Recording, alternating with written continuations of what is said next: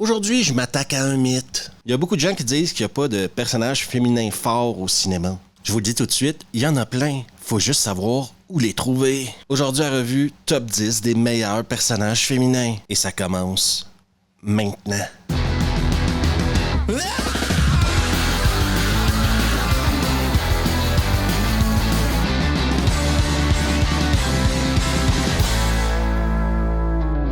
Lara Croft, Tomb Raider.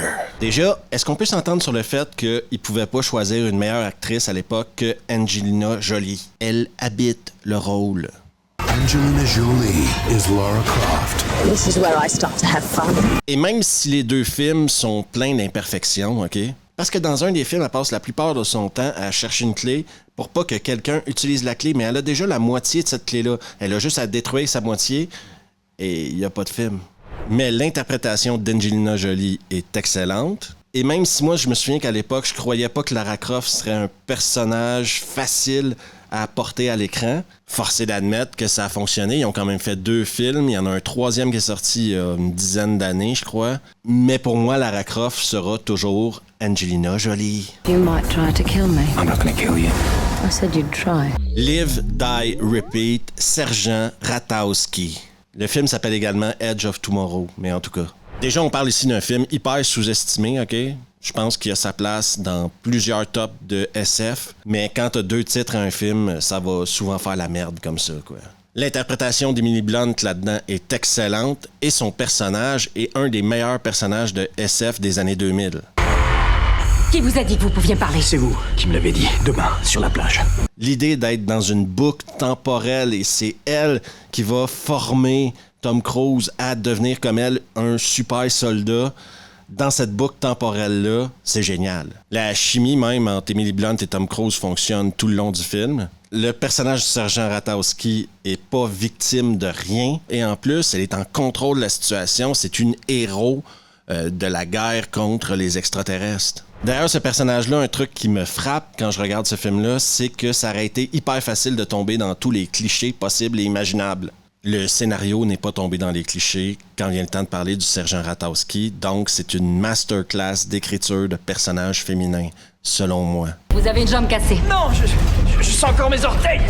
Je crois qu'il vaut mieux redémarrer. Trinity, la matrice. Que vaut Neo sans Trinity? La question mérite sincèrement d'être posée parce qu'elle lui sauve la vie, lui sert de motivation, devient sa muse. Neo sans Trinity sert pas à grand-chose. Wow.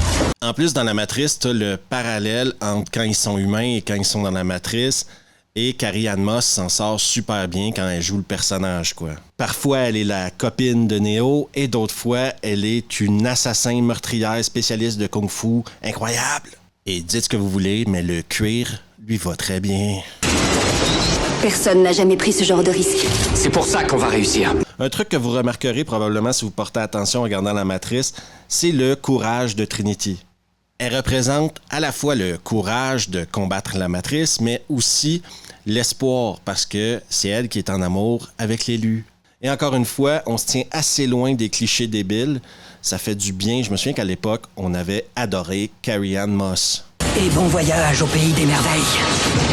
Mindy McCready, It Girl, Kick-Ass. Bon, déjà, on peut argumenter que Mindy a peut-être quelques petits problèmes psychologiques. Mais c'est parce qu'elle a été élevée pour devenir une tueuse sans pitié, une justicière, quoi. Son père, Big Daddy, l'a peut-être formaté, on va dire. Équipe-toi, ma chérie. On va se faire des méchants. Il y a 2 films qui cassent et les 2, moi, je les trouve bons. En tout cas, je passe un super moment quand je regarde ces films-là. Le 2 est peut-être un peu plus faible que le premier, mais bon. Est-ce qu'on peut s'entendre sur le fait que It Girl est fort probablement le personnage le plus sauvage de tous les super-héros et simili-super-héros qu'il y a dans ce film-là? Et elle paraît encore plus sauvage parce qu'elle a l'air d'une petite fille qui ferait pas de mal à une mouche. Ça, c'est un casting de génie, hein? Et ceux qui connaissent la chaîne savent que je déteste les gamins dans les films, mais pour Kick-Ass, je fais une exception. Voyons ce que tu sais faire. Ce putain de mec est sorti de nulle part. Je vais y aller avec mes mentions spéciales maintenant. Je voulais pas faire une liste trop longue, mais certains personnages féminins auraient mérité leur place sur la liste. Atomic Blonde, jouée par Charlize Theron. Si vous voulez voir quelqu'un botter des culs, allez regarder Atomic Blonde. La femme Nikita. Quand Luc Besson fait de la merde, je crois que c'est important qu'on le dise, mais il a quand même fait des trucs bien, il s'est pas rendu là par accident. La femme Nikita est un excellent personnage féminin fort, son parcours est inspirant. Becky de The Wrath of Becky. Ici, c'est un choix totalement personnel parce que c'est une série de 2 films que j'ai regardé récemment et j'ai trouvé ça génial. Si vous les connaissez pas, je vous les conseille. Becky et The Wrath of Becky. La princesse Léa, Star Wars. Vous la connaissez. C'est la princesse Léa, quoi. C'était une princesse. Foxy Brown. Déjà, tous les rôles de Pam Grier ont leur place dans ce palmarès-là. Pam Grier est la badass originale. Si vous avez jamais vu Foxy Brown, je vous le conseille. Je vous conseille également Coffee, qui est excellent. Si vous la connaissez pas, faut régler ce problème-là le plus rapidement possible. De retour maintenant à notre programmation principale. Geena Davis, A Long Kiss Goodnight. Déjà, c'est un film qui est super bien écrit par Shane Black, mais le plaisir qu'on éprouve en tant que spectateur de voir cette Madame Tout-le-Monde-là retrouver la mémoire et la mémoire musculaire est extrêmement jouissif, je dirais. Parce que tu vois cette petite Madame-là se transformer en tueuse sans pitié. All your memories. J'ai également envie d'ajouter que le parcours de Geena Davis dans ce film-là fait mal. Ah ouais, elle se fait vachement défoncer la gueule des fois. Elle rencontre une chier d'épreuves, elle doit faire des choix difficiles. La relation avec sa fille devient de plus en plus complexe, de plus en plus qu'elle devient sauvage. C'est clairement pas un film simple et Geena Davis est incroyable dedans. Et c'est peut-être par son manque de simplicité que le film n'a pas eu le succès qu'il aurait mérité à l'époque. Parce qu'encore aujourd'hui, j'ai le sentiment qu'il n'y a pas assez de gens qui ont déjà vu ce film-là. Pourquoi? Allez voir A Long Kiss Goodnight si vous ne connaissez pas. C'est génial. Who are you? My name's Charlie. The spy. Mama, Dredd, 2012. Lena Headey, que tout le monde connaît grâce à son rôle de Cersei dans Game of Thrones, est encore meilleure en Mama dans Dredd de 2012, si vous voulez mon opinion perso. Non, mais en demi-psychopathe, demi-gangster, elle fait le boulot, quoi. Tu y crois. Si on la joue bien, on tiendra toute la ville. Et c'est la seule méchante de la liste, je crois, que j'ai fait. Ouais, c'est dur de trouver des méchantes féminines. Et elle, en plus, elle doit confronter Dredd, qui veut la tuer. C'est pas facile, ça, dans la vie, quand Dredd veut te tuer, hein? Mais comme elle est vicieuse, impitoyable, sadique, elle s'en sort plutôt bien. Hein? Maman n'est pas la loi. Je suis la loi.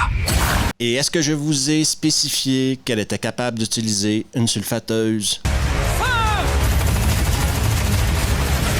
Céline Kate Beckinsale dans Underworld. Céline est tellement un personnage féminin fort et têtu que toutes les actions qu'elle va prendre dans le premier film vont foutre la merde. En plus, c'est une rebelle qui tombera en amour avec un loup-garou. Pensez à ça 2 secondes. Une vampire qui tombe en amour avec un loup-garou. Bien que les licans soient aujourd'hui moins nombreux, la guerre est devenue plus périlleuse. Est-ce que Underworld est une réinterprétation de Roméo et Juliette? Je pense que oui. Est-ce que Céline est un personnage féminin fort, intéressant? Absolument, surtout si tu lui donnes l'immortalité. Est-ce que tout le monde se souvient de Kate Beckinsale en cuirette? Je pense que oui. Mais au-delà de ça, pour plusieurs personnes, quand on parle de vampires féminins au cinéma, c'est Céline de Underworld qui vient à l'esprit de tout le monde. Pour ceux qui, comme moi, sont des tueurs, cela marque la fin d'une époque. Dizzy Flores dans Starship Troopers. Ça, c'est encore une fois un de mes choix très personnels, OK? Parce que je pense que Starship Troopers aurait été un meilleur film si Rico aurait fini avec Dizzy au lieu de finir avec Denise Richards. Parce que Denise Richards, elle m'énerve dans Starship Troopers, c'est incroyable. Alors que Dizzy, je l'adore, quoi. Elle est capable de jouer au foot, c'est un soldat incroyable, elle tient son bout de gras, quoi. What's that, Diz? You don't have what it takes to be a citizen. En plus, elle rend Rico meilleur. Elle fait de lui un meilleur soldat, un meilleur leader. Elle aide le personnage principal à se développer sans perdre sa personnalité à travers lui. Oui, elle aime Rico, bien sûr, mais elle aime beaucoup plus déglinguer de l'arachnide. Looks like I'm your girl, sir. La mariée, Black Mamba, Béatrice Kiddo, Kill Bill. La mariée, pour moi, c'est l'anti-Marissou. Prenez tout ce que vous connaissez d'une Marie-Sue, créez l'inverse et vous avez la mariée jouée par Uma Thurman. Laissée pour morte, enfant qu'elle croit mort mais qui a été kidnappée par Bill. Elle a passé de très mauvais moments à l'hôpital aussi.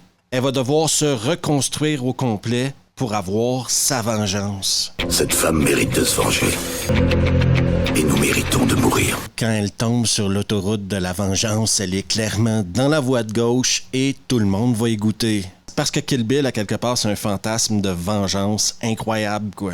Et elle a beau tuer 80 personnes dans un bar à Hokkaido, tout le monde s'en fout. Parce qu'on est de son côté à elle. Elle a beau tuer une mère devant sa fille, tout le monde s'en fout parce qu'on est de son côté à elle. Et c'est ça la magie de l'interprétation d'Uma Thurman dans Kill Bill, et c'est ça la magie du scénario de Quentin Tarantino aussi, là. Ce sentiment-là qu'on sait que c'est une assassin qui a sûrement fait des trucs horribles et qui continue de faire des trucs horribles, mais on est avec elle quand même. On veut la voir se venger. Et c'est pour ça que je vous dis que Béatrix Kiddo, c'est l'anti-Marie-Sue. Alors il paraît que ça a été dur. Sarah Connor, Terminator. Je ne peux pas faire cette liste-là sans mettre Sarah Connor dans la liste. Déjà parce que son évolution est hyper intéressante. On parle ici d'une serveuse qui vivait une petite vie tranquille et du jour au lendemain, elle va apprendre que déjà, le voyage dans le temps est possible, mais qu'en plus, elle est la mère du mec qui va sauver l'humanité. Ça te tourne une journée, hein? Si dans le 1, elle apprend à survivre, dans le 2, c'est un autre personnage totalement différent. Viens avec moi si tu veux vivre. Tu peux y aller, maman, il est là pour nous aider. Bah oui, elle commence dans un hôpital psychiatrique, mais d'un autre côté, tu te dis, si tu savais tout ce que c'est, est-ce que tu serais pas dans un hôpital psychiatrique toi aussi? Mais dans le 2, elle se pose aussi plein de questions sur comment elle a éduqué son fils. Les choix qu'elle a fait, les choix qu'elle aurait dû faire.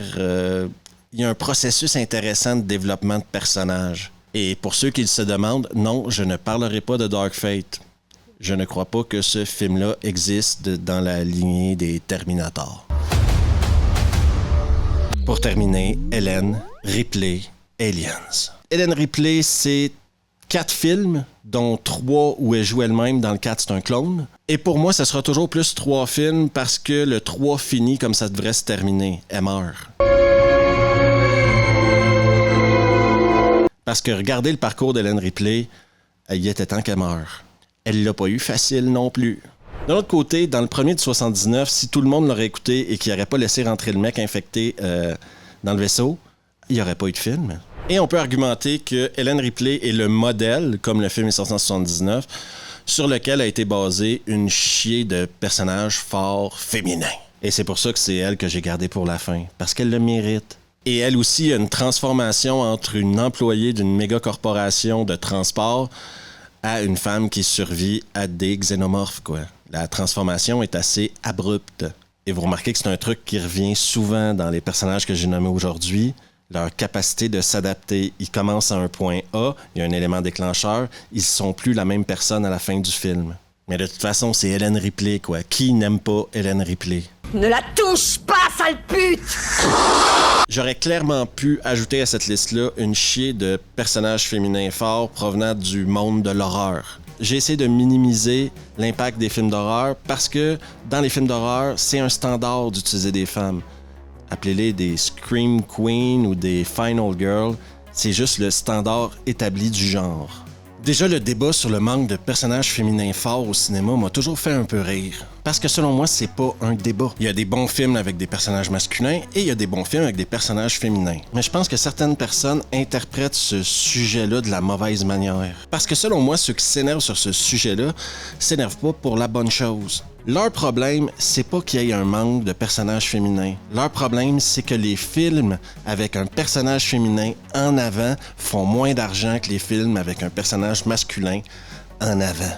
Et comme dans le genre de films que j'ai nommé aujourd'hui, là, action, SF, horreur, etc., le public cible est plus souvent des hommes, c'est à quelque part normal qu'ils s'identifient mieux à des personnages masculins. Ensuite, ça c'est pas une excuse pour prendre un personnage masculin, rayer son nom, y donner un nom de femme et le faire jouer par une femme. Ça, c'est la pire chose qu'ils peuvent pas faire s'ils veulent régler ce problème-là. Parce que juste transposer un personnage d'homme en femme, c'est hyper simpliste. Il y a d'énormes différences de sensibilité entre les deux sexes et elles sont importantes dans le développement d'un personnage à l'écran. Je vous donne quelques exemples dans la liste des films que j'ai fait aujourd'hui. Quand on regarde Buck mourir dans Kill Bill, ça nous fait chaud au cœur parce qu'on sait ce qu'il a fait à la mariée. La relation entre Ripley et Newt est géniale dans le film parce qu'elle représente pour Ellen Ripley la perte de sa propre fille. En tout cas, je pense que vous avez compris ce que j'essaye de vous expliquer. Parce qu'à la fin de la journée, si un personnage est bien écrit, qu'il soit un homme ou une femme, les gens vont adhérer au film, vont embarquer dans le film, vont apprécier le film. Le problème pour moi, c'est pas le sexe d'un personnage, c'est l'écriture, c'est le scénario. Écrivez des bons personnages, personne va se plaindre de leur sexe. Parce que des bonnes histoires, c'est ça qu'on veut. N'oubliez pas d'aller faire coucou à Revue le podcast. Si vous avez le temps, un autre épisode sort la semaine prochaine. Si vous voulez des heures de contenu exclusif, du contenu non censuré, du contenu sans publicité, eh bien c'est sur Patreon que ça se passe, juste ici. Et toi qui n'es toujours pas abonné à YouTube, eh bien tu peux le faire. Juste ici, laisser un pouce, activer les notifs et partager la vidéo avec tes potes parce que c'est ça qui aide l'algo à reconnaître la chaîne. En attendant, on se revoit la prochaine fois.